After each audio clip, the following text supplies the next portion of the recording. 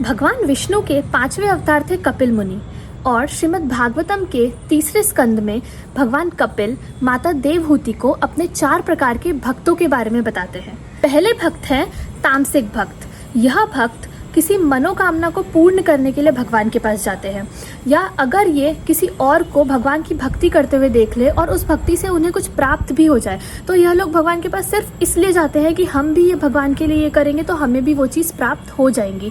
भगवान को ऐसे भक्त बिल्कुल प्रिय नहीं है। दूसरे प्रकार के भक्त है राजसिक भक्त। ऐश्वर्य, कीर्ति और सांसारिक संपदा के लिए यह भगवान के पास में जाते हैं। सांसारिक संपदा यानी मटेरियलिस्टिक थिंग्स। यह लोग भगवान को लोभ यानी लालच देते हैं कि अगर भगवान आप हमारा ये काम कर दोगे तो हम इतने मिठाई चढ़ाएंगे, इतने नारियल चढ़ाएंगे। भगवान को ऐसे भक्त भी बिल्कुल प्रिय नहीं होते हैं। तीसरे प्रकार के भक्त हैं सात्विक भक्त। यह भक्त अपने कर्म बंधनों को काटने के लिए और अपने पाप को नष्ट करने के लिए भगवान के पास जाते हैं, लेकिन कामनाएं यानी डिज़ायर्स तो इधर भी है, तो भगवान को ऐसे भक्त भी प्रिय नहीं होते हैं।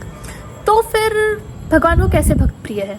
कपिल मुनि चौथे प्रकार के भक्त बताते हैं निर्गुण भक्त। यह भगवान को बहुत प्रिय होते हैं और इनमें भक्ति योग के सारे लक्षण भी होते हैं। भगवान कपिल देवहूति माता से कहते हैं कि संसार की विषय वस्तु तो बहुत दूर की बात है, अगर इनके भजन और सेवा के प्रताप से मैं इनके लिए मुक्ति द्वार मतलब मोक्ष द्वार भी खोल दूं तो यह हाथ जोड़कर उसे भी मना कर देते हैं। निर्गुण भक्त भगवान से कुछ नहीं चाहते, वह भगवान को ही चाहते हैं। और ये तो इतना भी नहीं चाहते, ये भगवान को बस यह बोलते हैं कि आप इतना बता दो कि आपने हमें स्वीकार कर लिया है, हमारे इस भजन को स्वीकार कर लिया है।